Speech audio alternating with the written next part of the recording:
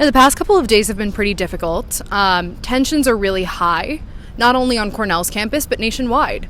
A lot of Jewish students are expressing frustration with the fact that their university administrations aren't enforcing their code of conduct against students that are actively calling for the elimination of the Jewish state and all 7 million Jews inside of it, as well as active terror attacks on Jews not only in Israel, but on their campus regularly. I value every student's right to free speech. And I believe that the freedom to protest is not one we should be taking for granted. Coming from a family who had to escape a country because we weren't able to live, let alone to protest, I very much value the ability to freely speak and protest in this country.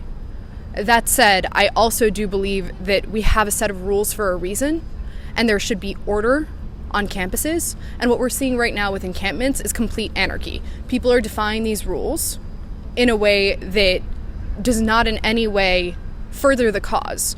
I understand that people are passionate, but I don't see how calling for terror attacks on our Jews, on Jews on our campus by saying that people want to globalize an intifada will in any way help liberate Palestine or further any sort of movement. I love this. I believe that while the university has the right to uphold the freedom for students to protest and express themselves on campus, the university also has a right to educate and make statements when there is clear moral good and bad. I believe that not only does the university have the right, but the university has the duty to release statements condemning other students calling for aggressive terror attacks in Israel against Jews and on campus against Jews. I'm a very big fan of the university saying that it is completely unacceptable and anti-Semitic for students to chant to globalize the intifada, because it is the university expressing their duty to show that there is moral good and bad on this campus, like they have done when they've made statements on Black Lives Matter, when they've made statements against Asian hate, when they've made statements against controversial Supreme Court case decisions, when they've made statements against the war in Ukraine. The university's duty is to establish moral good and bad. And in condemning this statement, globalizing the intifada, they exercise their right. I think students that violate the code of conduct should be punished for doing so. If you are expressly violating a code of conduct, you should be punished for doing so. There are rules, there is order. Without rules and order, there's anarchy.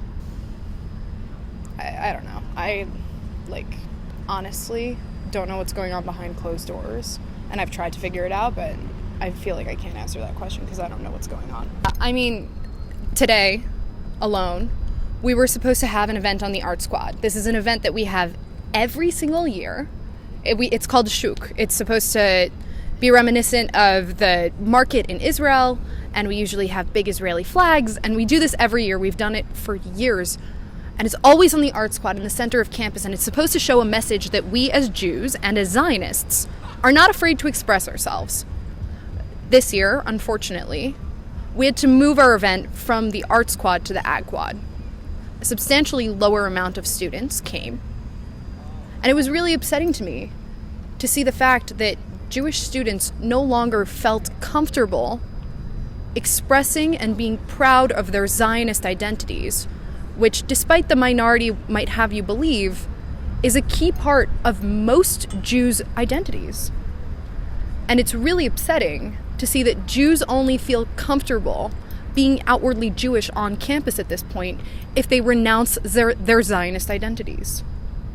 Yeah, well, at Columbia University, about a week ago, the Orthodox rabbi actually had to send an email to the entire Orthodox student body saying it is no longer safe to be a Jewish student on Columbia's campus and that all Orthodox students should leave. Why? Because they were chanting that all Jews should go back to Poland, that October 7th did not just happen once, but that it will happen thousands and thousands of times. Abhorrently anti-Semitic slurs and chants were thrown around at the encampments. I am all for being pro-Palestinian. I am all for expressing your right to what you believe.